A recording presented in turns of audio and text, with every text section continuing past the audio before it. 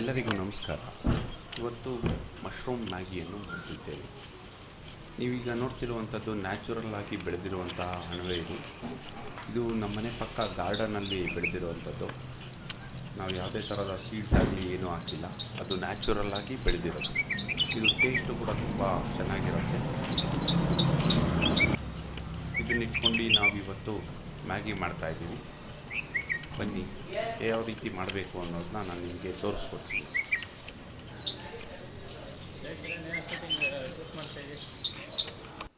ಮೊದಲಿಗೆ ಒಂದು ಪ್ಯಾನ್ಗೆ 2 ಸ್ಪೂನು ಅಥವಾ 3 ಸ್ಪೂನ್ನಷ್ಟು ಎಣ್ಣೆಯನ್ನು ಹಾಕ್ಕೊಳ್ಳಿ.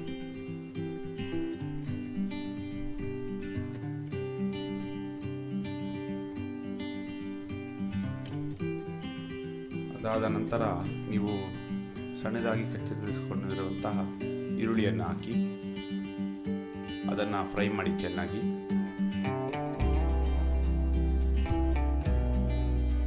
ಯಾವ ರೀತಿ ಅಂದರೆ ಇದು ಬ್ರೌನ್ ಆಗೋವರೆಗೂ ನೀವು ಫ್ರೈ ಮಾಡಬೇಕಾಗತ್ತೆ.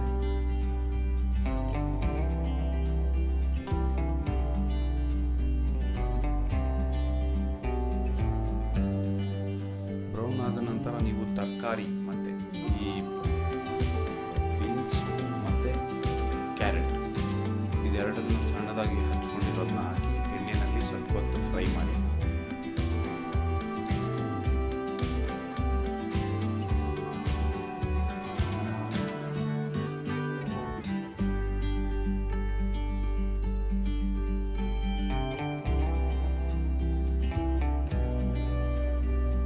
ಒಂದು 2-3 ನಿಮಿಷ ಫ್ರೈ ಆದ ನಂತರ ನೀವು ಟೊಮೆಟೊವನ್ನು ಹಾಕಿಕೊಳ್ಳಬಹುದು.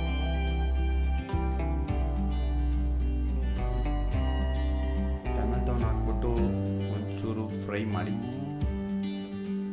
ಹಾಕಿ 1-2 ಸಾರಿ ಹುರಿದ ನಂತರ ಉಪ್ಪು ಹಾಕಿ ರುಚಿಗೆ ತಕ್ಕಷ್ಟು ಉಪ್ಪು. ಇದಕ್ಕೆ ನಂತರ ಕೂಡ ನಾವು ಮ್ಯಾಗಿ ಮಸಾಲ ಹಾಕುವುದರಿಂದ ಈ ತರಕಾರಿಗೋಸ್ಕರ ನೀವು ಸ್ವಲ್ಪ ಉಪ್ಪು ಹಾಕಿ ಬೇಯಿಸ್ಕೊಳ್ಳೋದು ಉತ್ತಮ.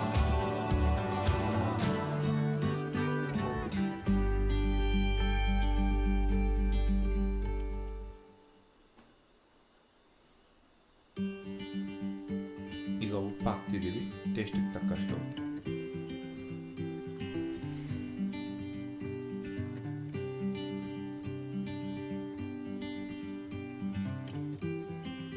ಈಗ ಕೆಂಪು ಖಾರದ ಪುಡಿ ಹಾಕುತ್ತಿದ್ದೇವೆ. ಮತ್ತು 1 ಸ್ಪೂನಿನಷ್ಟು ಧನಿಯಾ ಪುಡಿನ ಹಾಕ್ತಿದ್ದೀವಿ. ನಿಮಗೆ ಇದು ಒಳ್ಳೆ ಫ್ಲೇವರ್ ಬರುತ್ತೆ ವೆಜಿಟೇಬಲ್ಸ್ಗೋಸ್ಕರ. ಇದಾದಮೇಲೆ ನೀವು ನೀರು ಹಾಕಿ ಬೇಯಬೇಕಂದ್ರೆ ಬೇಕಾದರೆ ಮ್ಯಾಗಿ ಮಸಾಲ ಹಾಕಬಹುದು.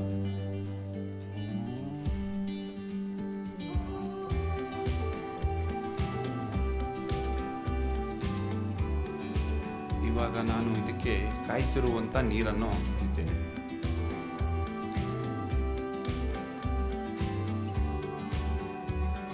ನಾವು ಮ್ಯಾಗಿ ಎಷ್ಟು ಹಾಕ್ತೀವೋ ಅದ್ರ ತಕ್ಕಂತೆ ಅಳತೆ ಪ್ರಕಾರ ನೀರನ್ನು ಹಾಕ್ಕೊಳ್ಬೇಕು.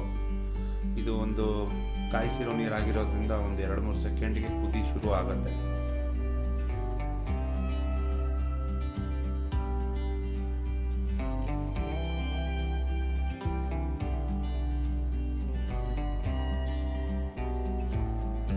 ನಾನು ಇವಾಗ ಇದಕ್ಕೆ ಮ್ಯಾಗಿ ಮಸಾಲಾನ ಆ್ಯಡ್ ಮಾಡ್ತಾ ಇದ್ದೀನಿ.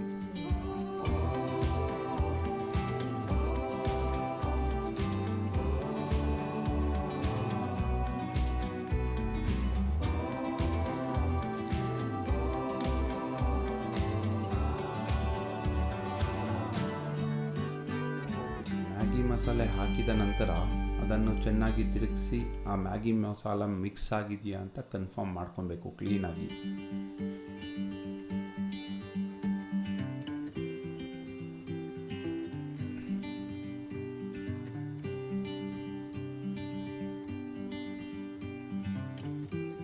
ಈಗ ನೋಡಿ, ನಾನು ಮಶ್ರೂಮ್ನ ಕಟ್ ಮಾಡಿ ಇಟ್ಕೊಂಡಿದ್ದೀನಿ ಪೀಸಸ್ ಆಗಿ.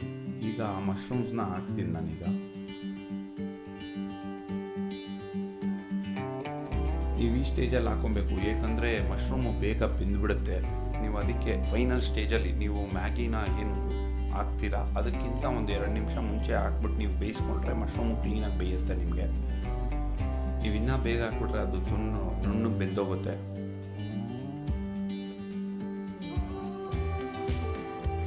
ಇವಾಗ ಮ್ಯಾಗಿ ಕೇಕ್ಸ್ನ ನಾನು ಸ್ಮ್ಯಾಶ್ ಮಾಡಿ ಅಂದರೆ ಪುಡಿ ಮಾಡಿ ಅದಕ್ಕೆ ಹಾಕ್ತೀನಿ. ನಾನೀಗ 5 ಮ್ಯಾಗಿ ಕ್ಯೂಬ್ಸ್ನ ತೊಗೊಂಡಿದ್ದೀನಿ. ನಾನು ಹಾಗೆ ಹಾಕ್ಲಿಕ್ಕೆ ಹೋಗಲ್ಲ, ಯಾಕಂದರೆ ಅದು ಪಾತ್ರೆ ಸಾಕಾಗಲ್ಲ, ಅಷ್ಟಕ್ಕಿಂತ ಸುತ್ತ ಬರೋದು ಅದೆಲ್ಲ ಆಗಲ್ಲ. ಅದಕ್ಕೆ ನಾನು ಪುಡಿ ಮಾಡಿ ಹಾಕ್ತೀನಿ, ಒಳ್ಳೆ ಚೆನ್ನಾಗಿ ಬರುತ್ತೆ ಅದು.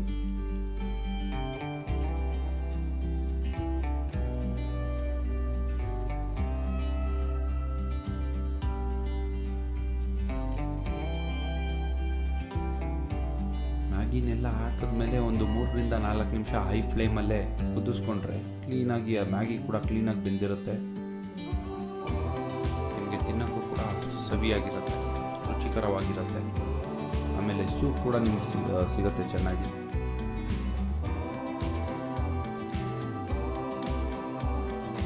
ಆಲ್ರೆಡಿ ಮ್ಯಾಗಿ 100% ರೆಡಿಯಾಗಿದೆ. ಇವಾಗ ಫ್ಲೇಮ್ ಆಫ್ ಮಾಡಿದ್ದೀನಿ. ಕೊತ್ತಂಬರಿ 1-2 ಕಡ್ಡಿ ಹಾಕ್ತಿದ್ದೀನಿ ಅದಕ್ಕೆ.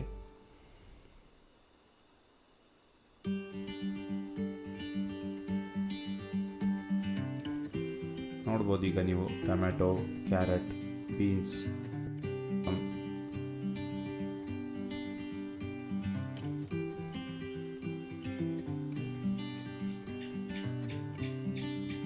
ನೀವು ವೈವಿ ಕಿಚನ್ ನೋಡಿದ್ದಕ್ಕೆ ಧನ್ಯವಾದಗಳು. ನಮ್ಮ ಚಾನಲ್ನ ಇನ್ನೂ ಸಬ್ಸ್ಕ್ರೈಬ್ ಮಾಡಿಲ್ಲ ಅಂದರೆ ದಯವಿಟ್ಟು ಸಬ್ಸ್ಕ್ರೈಬ್ ಮಾಡಿ ಮತ್ತು ಬೆಲ್ ಐಕಾನ್ನ ಮರೀದೆ ಪ್ರೆಸ್ ಮಾಡಿ.